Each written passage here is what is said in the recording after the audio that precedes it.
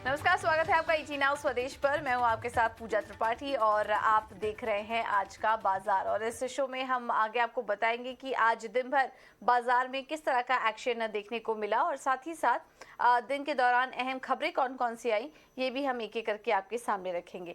लेकिन चलिए सबसे पहले शुरुआत कर लेते हैं बाजार की। और आज हमने देखा कि रिकॉर्ड स्तर पर आने की कोशिश की बैंक निफ्टी ने, लेकिन उसके करीब ही क्लोजिंग देखने को मिली। लगातार दूसरे दिन थी जब हमने निफ्टी और बैंक निफ्टी में तेजी देखी। बैंक निफ्टी में करीब 278 अंकों की तेजी और निफ्टी की अगर बात करें तो 80 अंकों की तेजी वहां पर भी थी। एडवांस डिक्लाइन रेशियो भी फेवरेबल थे। स्टॉक स्पेसिफिक एक्शन भरपूर था। खबरों के चलते और नतीजों के दम पर भी हमने देखा कि काफी अच्छा एक्शन देखने को मिला। यहाँ पर 940 गिनने वाले शेयरों के सामने करीब करीब 1164 शेयर ऐसे थे जो कि हरे निशान में कारोबार कर रहे थे। तो लगभग एक गिनने वाले शेयर के सामने दो स्टॉक्स ऐसे थे जो कि मजबूती के साथ आज कारोबार कर रहे थे। निफ्टी में आज बाजार को सपोर्ट करने का काम किया रियल्टी शेयरों ने। यहाँ पर शानदार तेजी देखने को मिली। करीब 4% ऊपर इंडेक्स क्लोज हुआ। वहीं एफएमसीजी, सरकारी बैंक भी आज अच्छी मजबूती में नजर आ रहे थे। पावर, ऑयल एंड गैस और एनर्जी स्टॉक्स में आज हमने हल्की कमजोरी देखी। निफ्टी में चढ़ने वाले शेयरों की अगर बात करें तो आज मजबूती थी। ऑटो स्टॉक्स में हीरो मोटो आज 3% ऊपर था। शानदार नतीजे आए और उसके बाद हमने देखा कि माफ कीजिएगा, टाटा मोटर्स में शानदार नतीजे है। उसके बाद हमने देखा कि ब्रोकरेज हाउस की तरफ से भी यहाँ पर अपग्रेड कुछ देखने को मिले, जिसके चलते आज टाटा मोटर्स ऊपर था करीब 3%। और बाकी ऑटो स्टॉक्स में भी हमने अच्छी मजबूती देखी। हीरो मोटो, टेक महिंद्रा, आईटीसी यहाँ पर अच्छी बाइंग थी आज। वहीं अदानी ग्रुप के शेयरों में आज कमजोरी थी और निफ्टी का टॉप लूजर था अदानी एंटरप्राइजेस। 2.5% नीचे आज क्लोज हुआ। और यहाँ पर फिलहाल जो सुनवाई है वो टल चुकी है, लेकिन सेबी ने यहाँ पर एक रिपोर्ट सौंपी है जिसमें कि उन्होंने अभी भी 6 महीने का ही समय मांगा है। अभी जांच पूरी होने की बात वो कर रहे हैं और इसके लिए 6 महीने की बात वो समय मांग रहे हैं। लेकिन फिलहाल के लिए सुप्रीम कोर्ट ने सुनवाई को टाल दिया है क्योंकि वो 3 महीने ही देना चाह रहे हैं। तो इसका पूरे दिन भर इसी सुनवाई का हम वेट कर रहे थे और ये जो बीच बीच में छोटे छोटे अपडेट आए, इस बीच अदानी ग्रुप के शेयर कमजोरी के साथ ही ट्रेड कर रहे थे। सिप्ला के नतीजे भी कमजोर ही थे। गाइडेंस वीक थी जिसके चलते 1.5% की गिरावट यहाँ पर थी और बीपीसी और ग्रासिम भी कमजोरी के साथ आज कारोबार कर रहे थे। बात करते हैं कुछ मिड कैप स्टॉक्स की। तो मिड कैप में भी हमने देखा कि आज नतीजों के चलते एक्शन काफी ज्यादा नजर आ रहा था। यहाँ पर Oberoi realty, Prestige estates, max health care, PFC जैसे स्टॉक्स थे जो कि अच्छी मजबूती के साथ कारोबार कर रहे थे। और रियल एस्टेट स्टॉक्स में शानदार तेजी आज के दिन देखने को मिली। वहीं गिरने वाले शेयरों में ट्यूब इन्वेस्टमेंट, एबीबी, डॉक्टर लाल पैथ लैब्स, आईईएक्स जैसे स्टॉक्स आज कमजोरी के साथ कारोबार कर रहे थे। तो ये तो था मार्केट का पूरा एक्शन। नतीजों का चलते आज काफी ज्यादा एक्शन देखने को मिला और उसके अलावा बाजार ने भी रिकॉर्ड लेवल्स आज छूने की कोशिश की। अब देखना होगा कल का सेशन कैसा होता है, क्या ये तेजी बरकरार रहती है या नहीं, इस पर हमारी नजर रहेगी। लेकिन अब आगे बढ़ते हैं और कमोडिटी मार्केट का एक्शन भी समझ लेते हैं। हमारे साथ विश्व मोहन जुड़ चुके हैं पूरा अपडेट लेकर। विश्व मोहन, बताइए।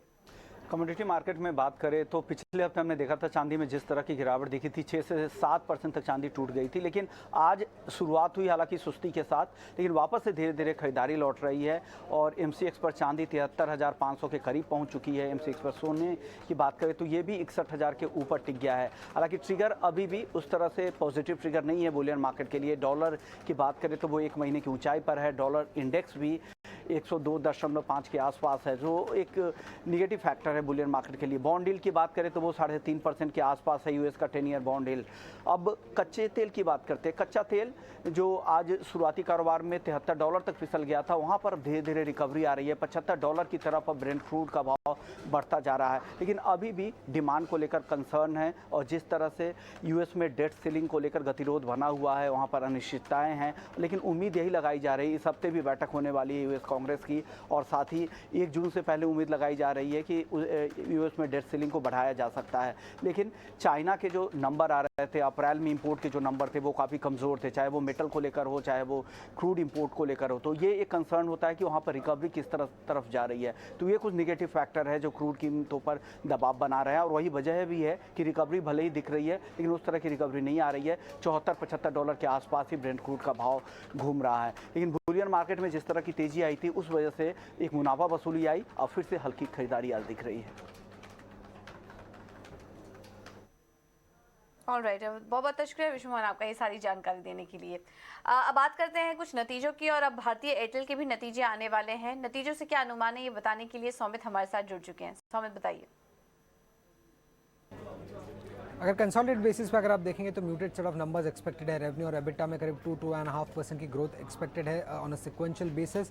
एबिटा मार्जिन्स लार्जली फ्लैट होंगे अराउंड 51.4% के आसपास, बट नेट प्रॉफिट में 81% का ग्रोथ होगा। बट एयरटेल के नंबर्स में इंडिया मोबाइल बिजनेस का क्या परफॉर्मेंस रहा है वो ट्रैक करना सबसे ज़्यादा इंपॉर्टेंट है। वहाँ पे अगर आप देखेंगे तो रेवेन्यू ग्रोथ जो होगी इंडिया मोबाइल बिजनेस की वो सिर्फ 1.5% की होगी, जो कि सबसे स्लोएस्ट रेवेन्यू ग्रोथ होगी पिछले 10 क्वार्टर में। और ये इसलिए है क्योंकि कोई भी ब्रॉड बेस्ड टैरिफ हाइक नहीं लिया गया था Q4 ऑफ FY23 में।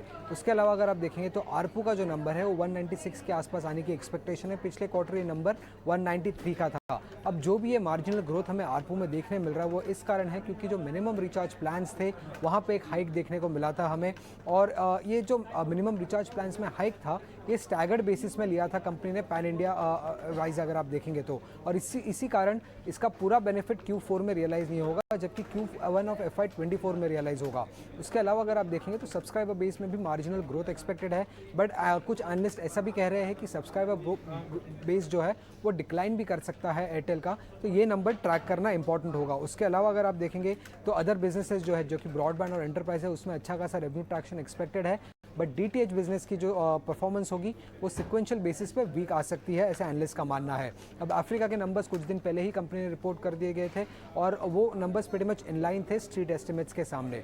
अब रिजल्ट्स के अलावा किन चीज़ों पे ध्यान रखनी होगी, सबसे पहले मैनेजमेंट कमेंट्री क्या आ रही है टैरिफ हाइक को लेके, ये जानना सबसे इंपॉर्टेंट होगा। उसके अलावा 5G को लेके क्या इमर्जिंग ट्रेंड्स उन्हें देखने मिल रहे हैं, कैसा सब्सक्राइबर एडिशन का पेस रहा है, ये जानना भी इंपॉर्टेंट रहेगा। आगे चल के क्या कैपिटल एक्सपेंडिचर के प्लान्स है और बाकी बिजनेसेस में कैसा रेवेन्यू ट्रैक्शन देखने को मिल रहा है, इन चीज़ों पे ध्यान रखनी होगी भारतीय एयरटेल के रिजल्ट्स पे। और आज रियल्टी शेयरों में भी हमने शानदार तेजी देखी, और इसके पीछे की वजह क्या थी ये बताने के लिए वामाक्षी हमारे साथ जुड़ चुकी हैं। वामाक्षी, बताइए। जी बिल्कुल, अगर हम देखें DLF की तरफ से काफ़ी अच्छे नतीजे आए हैं। DLF ने इनफैक्ट रिकॉर्ड बुकिंग्स रिपोर्ट की है 8,500 करोड़ की Q4 में, up Nerli 3 times year on year basis पर।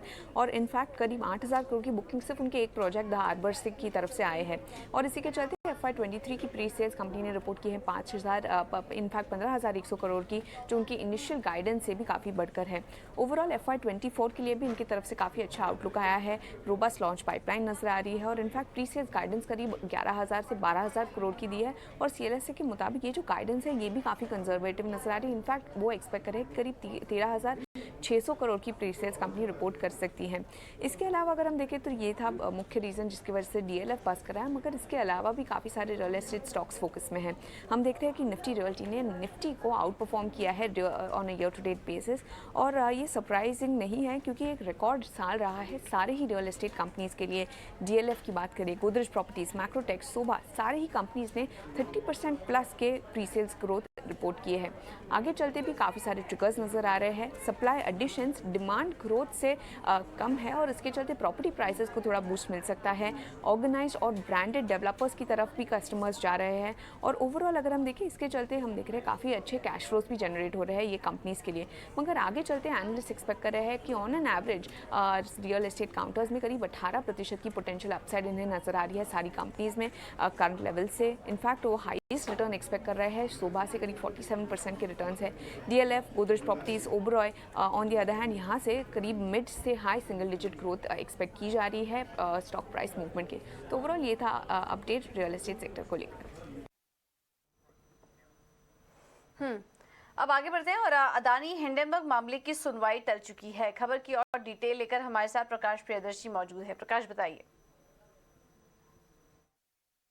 अदानी हिंडनबर्ग मामले की जो सुनवाई थी आज होनी थी, 57 नंबर ये मामला था कोर्ट नंबर 1 में chief justice of India lead जो बेंच है उसके सामने, लेकिन समय की कमी की वजह से इस मामले की सुनवाई आज नहीं हो पाई। ये मामला आज टल गया। हालांकि इस बात की पॉसिबिलिटी है कि मामले की सुनवाई कल हो। कितने बजे ये मामले की सुनवाई होगी ये शाम तक क्लियर हो जाएगा, लेकिन बेंच ने ये कहा है कि आज समय की कमी है, लिहाजा वो कल मामले को सुन सकते हैं। यानी कि दोनों ही जो मामला है जिसमें कि सेबी ने ये अपील की है सुप्रीम कोर्ट के सामने कि उसे जांच पूरी करने के लिए 6 महीने का अतिरिक्त वक्त चाहिए, इस मामले पर भी सुप्रीम कोर्ट की सुनवाई कल होगी। हालांकि पिछली सुनवाई में सुप्रीम कोर्ट ने ये कहा था कि 6 महीने नहीं, आप 3 महीने का वक्त ले लीजिए, क्योंकि 2 महीने का वक्त आपको पहले भी मिला हुआ था। लेकिन सेबी लगातार अपनी तरफ से ये कह रहा है कि जिस तरीके के नेचर ऑफ इन्वेस्टिगेशन की ज़रूरत है इस मामले में, हिंडनबर्ग की रिपोर्ट आने के बाद जिस तरह की कॉम्प्लेक्सिटी है, ऑफशोर कंपनीज भी इसमें इन्वॉल्व हैं, उसको देखते हुए 6 महीने का वक्त चाहिए। सुप्रीम कोर्ट ने कहा कि आप 3 महीने का वक्त लीजिए। पिछली सुनवाई में इस मामले पर सहमति नहीं बन पाई, लिहाजा ये मामला आज लिस्टेड था, लेकिन समय की कमी की वजह से इस पर भी आज सुनवाई नहीं हो सकी और अब ये मामला कल इस पर सुनवाई हो सकती है। कल इस पर सुप्रीम कोर्ट का फैसला आ सकता है। जो दूसरा मामला है जिसमें कि सुप्रीम कोर्ट कंस्टिट्यूटेड जो कमेटी थी, जो 6 मेंबर कमेटी थी, जिसका गठन इस बात के लिए किया गया था कि हिंडनबर्ग रिपोर्ट के बाद इन्वेस्टर्स के हितों की रक्षा कैसे की जाए, उस पर कमेटी अपने सुझाव दे, अपनी बात रखे कि कौन कौन से ऐसे मसले हैं जिसको कि ध्यान में रखने की ज़रूरत है। लिहाजा कमेटी ने अपनी जो रिपोर्ट है वो सुप्रीम कोर्ट को सौंप दी है। हालांकि ये सील्ड कवर में है। पिछली सुनवाई में सुप्रीम कोर्ट ने कहा कि उन्होंने अभी रिपोर्ट देखी नहीं है, लिहाजा अपना ऑब्जर्वेशन नहीं दे सकते हैं। आज उस पर भी सुनवाई होनी थी, लेकिन वो भी टल गया। अब इन दोनों ही मामलों पर कल सुनवाई होगी। सुप्रीम कोर्ट अपना ऑब्जर्वेशन दे सकता है कमेटी की रिपोर्ट पर कि इसका क्या किया जाए, इसको पब्लिक डोमेन में रखा जाए, या फिर मार्केट रेगुलेटर को कोई ज़रूरी निर्देश दिए जा सकते हैं कि कमेटी ने जो सिफारिशें की हैं उसको कैसे लागू किया जाए। तो ये तमाम ऐसे मसले हैं जिस पर कल फिर से सुनवाई हो सकती है। कितने बजे सुनवाई होगी ये आज शाम तक क्लियर हो जाएगा। जी। और भारत के 10 साल की बॉन्ड यील्ड 7% से नीचे फिसल गई है। यील्ड में गिरावट क्यों आई है, इसका कहां असर दिखेगा, जानते हैं हर्ष से। हर्ष बताइए। जी हाँ, तो एक कॉज इसका, एक पॉसिबल रीज़न है कि ग्लोबली जब ग्लोबल मार्केट्स, सारे मार्केट्स को देखें, US, Europe, across the board bond yields में एक घटाना ही है, एक रिडक्शन आया है, एक कूल ऑफ हुआ है। और उसकी ये एक वजह है कि ग्लोबल सेंट्रल बैंक्स अब लार्जली रेट हाइक्स के बदले पॉजिंग पे फोकस कर रहे हैं। वो कह रहे हैं कि अब जो कि एक शार्प रेट हाइक आ चुका है उसका क्या इम्पैक्ट है इकोनॉमी पे और इकोनॉमिक फैक्टर्स और नंबर्स पे। ये सारे सेंट्रल बैंक्स उसको ऑब्जर्व करना चाहता है, देखना चाहता है बिफोर वो नेक्स्ट मूव करे रेट्स पे। तो इसके वजह से बॉन्ड यील्ड्स में ग्लोबली 10 ईयर बेंचमार्क्स पे एक कूल ऑफ आया है। ऑल्सो इसकी दूसरी वजह ये भी है कि जब हम फाइनेंशियल सिस्टम को देखें तो क्रेडिट स्विस, एसवीबी के इंसिडेंट्स के बाद थोड़ा शेकन है फाइनेंशियल सिस्टम, जिसके वजह से उसको थोड़ा सपोर्ट देने के लिए सेंट्रल बैंक्स ने अब के लिए एक्सेलरेटर से पांव हटा दिया है, जिसके वजह से बॉन्ड यील्ड्स पे इम्पैक्ट आया है। सारे बॉन्ड यील्ड्स घट गए हैं। अब देखते हैं इसका इम्पैक्ट मार्केट्स पे कैसे आएगा। तो एक है कि जो बॉन्ड प्राइसेस है वो इन्वर्स रिलेशनशिप में काम करते हैं बॉन्ड यील्ड्स पे। तो बॉन्ड यील्ड्स जब गिरते हैं तब बॉन्ड प्राइसेस बढ़ते हैं। तो ये एक इम्पैक्ट आएगा कि जो डेट फंड्स है जिन्होंने बॉन्ड्स में इन्वेस्ट किए हैं उनके रिटर्न स्लाइटली अच्छे आएंगे ये टाइम अराउंड। जब सेकंड इम्पैक्ट देखते हैं तो जो कॉरपोरेट डेट है जो बोरो करते हैं मार्केट से, उनका जो रेट ऑफ बोरोइंग है वो नीचे आएगा थोड़ा बहुत, क्योंकि 10 ईयर इंडिया बॉन्ड यील्ड के साथ उनका बेंचमार्किंग होता है। तीसरा कि जब बॉन्ड्स में रिटर्न्स कम आते हैं तो इन्वेस्टर्स इक्विटीज़ पे जाते हैं, तो इक्विटीज़ में शायद से फंड का एलोकेशन थोड़ा बढ़ जाए। तो ये 3 फैक्टर्स पॉसिबली इम्पैक्ट होगा ये पर्टिकुलर बॉन्ड यील्ड घटने का। और घरेलू इकोनॉमी में स्टार्टअप को किस तरह की चुनौतियां नजर आ रही हैं, साथ ही अंतरराष्ट्रीय स्तर पर विस्तार को लेकर नायका की क्या क्या योजनाएं हैं, इस पर कंपनी की सीईओ फाल्गुनी नायर से खास बातचीत की हमारे सहयोगी अनुराग शाह ने। आपसे यही समझना चाहूँगा, जो इंडिया के ग्रोथ स्टोरी की बात हो रही है, तो आगे चल के आपके मुताबिक क्या चैलेंजेस हो सकते हैं और हमारे पास किस तरह की अपॉर्चुनिटी है? अपॉर्चुनिटी बहुत बड़ी है। जैसे कहा कि अपना ग्रोथ बहुत सॉलिड ग्रोथ होगा, large economy growing at a stronger rate will contribute to the world growth. हमें सिर्फ हार्ड वर्क करना है और you have to work towards it. And like Mr. Khan pointed out, there is a lot that needs to be done on the social side also, in terms of the health, in terms of the education, and in terms of malnutrition. So I think if we grow in a balanced way, I think the decade will be ours to come. Ma'am आपकी जो company थी वो महिला entrepreneurs के unicorn में पहली company थी, लेकिन अब जो स्टार्टअप्स का जो चैलेंजेस है उसको आप कैसे देखते हैं? उसमें क्या चीज़ें और स्टार्टअप्स को सतर्क रहने की ज़रूरत है? नहीं, I think market up and down होता रहता है वैल्यूएशन की तरफ से, पर आगे अपॉर्चुनिटी ज़रूर है और वो आगे बढ़ के सॉल्व करनी है, तो हर कंपनी आगे बढ़ सकती है। मैम आपने एक बातचीत में कहा कि अब रिटेल कंपनी के तौर पे भी अपनी कंपनी को देखते हैं, तो वो क्या विजन है उसका ले? नहीं, हम retail in the sense platform है जो रिटेल कंज्यूमर को सेल करता है, D2C कंपनी, तो वो रिटेल ही कह सकते हैं। अच्छा, तो उसमें और क्या इंटरनेशनल स्तर पे भी एक्सपेंशन के प्लान? इंटरनेशनल हम GCC जा रहे हैं, मिडल ईस्ट, और आगे जाके कहीं और भी जा सकते हैं। तो क्या टाइमलाइन होगी उस एक्सपेंशन की? GCC तो इमीडिएटली कर रहे हैं अभी, नेक्स्ट 3-4 साल में, लाइक स्टार्ट तो शुरू तो अभी करेंगे, फिर आगे जाके बढ़ता रहेगा। चलिए फिलहाल इस बुलेटिन में इतना ही, लेकिन आप बने रहिए हमारे साथ, खबरों का सिलसिला आगे भी जारी रहेगा।